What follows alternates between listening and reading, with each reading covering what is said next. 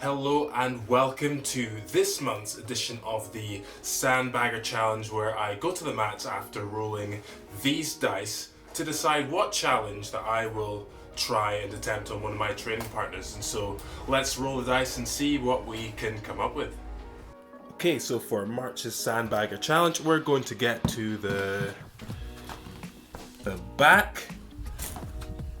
We're going to do triangle / head and arm choke, and we're going to do that on anyone. Okay, so this is what we've got. So we're going to get to the back.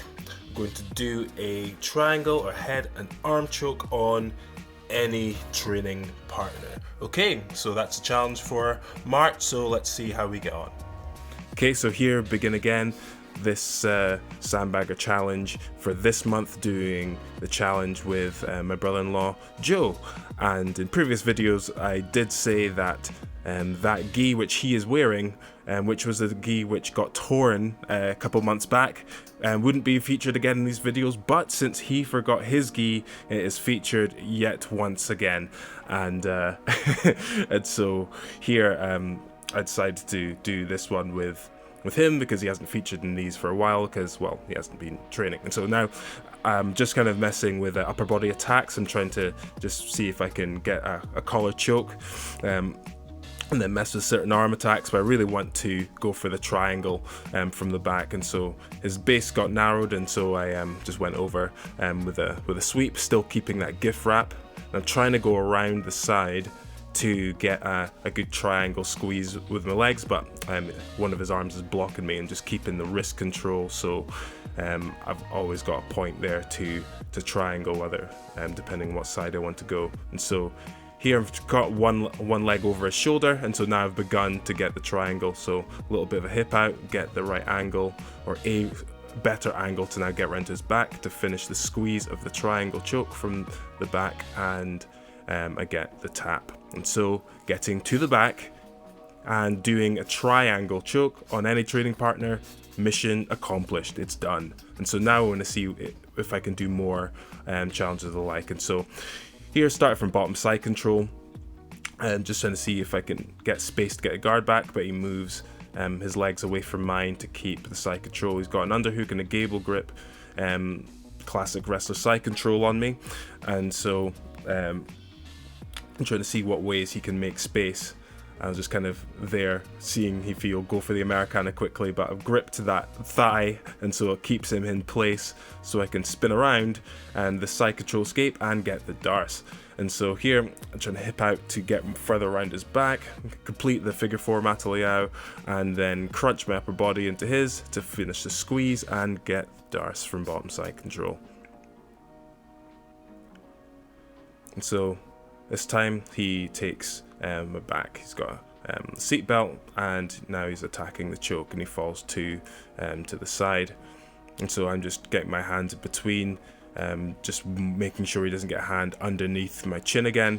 And so here, clear top hook, which then helps me get the bottom hook out, and then roll around to the other side to clear my head from between him, clear my body from his hooks around my body. And so now I'm just basically squeezing him, and then as I released a bit, did a Toriando, pass there to knee cut, and then as he's trying to frame out with that arm, I go around to north-south. And I'm just kind of like keeping away from his legs, not putting any, as you can see, any torrid pace on him, and just controlling, and to see if I can go around and take the back again. I've had that sort of like Kimura trap or arm control there, and then I put a leg over for going to the back, but then he hips out a bit more, and so he's still on the side.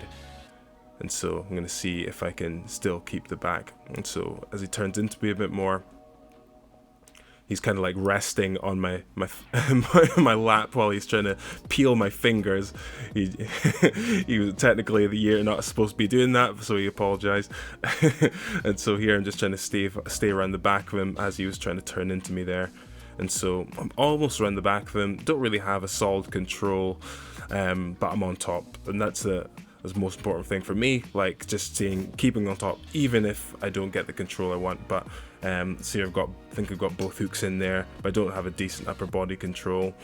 I was threatening with little chokes to see if I can get better hooks in to control, but I've got a decent choking hand, and so I was using my head to defend it before I then used my other hand to complete the Mataleao squeeze. And so I'm on top of him, even though I don't have the hooks in, I could still finish the squeeze and finish the choke.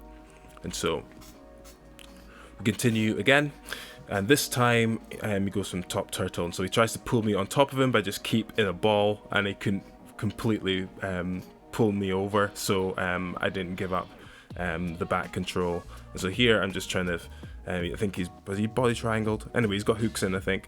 I'm just trying to stay outside the choking mechanism and defending myself, keep myself safe. But then he gets a seatbelt again, good in his part, and he just continues to threaten until the round ends, and we've finished the roll. And it was a good time rolling with him. It's been a while, and so what should we give this month's Sandbagger challenge? Well, getting to the position, the back, I would say a 4, no, not 4, that's a bit generous, 3 out of 5. It wasn't so clean. I didn't really keep hooks in for very long, so I got there, and a couple times, but yeah, 3 out of 5. The attack itself, I'd say a 4. I got the triangle, and I got Dars from bottom side control, so 4 out of 5. The overall roll, I would say, be an 8 out of 10. It was quite fluid, and I didn't kill myself doing anything as or my training partner, and so yeah, it was quite a flow, and it was really easy and playful, and worked bad positions, etc. And so overall, I would say it's a 15 out of 20. A 15 out of 20 for this month's Sandbagger challenge, which is better than my previous month and the month before that. And so thank you guys for tuning in. If this is something that you enjoyed to see, these random challenges, I would say give it a go in your training. Certainly if you are more experienced than your training partners, just have a random go at different moves, and to give yourself a challenge and specific things to work on, rather than just beating people with your normal bread and butter stuff. But anyway, that's what I like to do in these videos, to give myself a challenge, to give you guys a picture of how you can mix things up in the match. And anyway, so hey, enjoy the rest of your day, enjoy the rest of your week, whenever you're watching this video, and I'll see you guys in the next videos.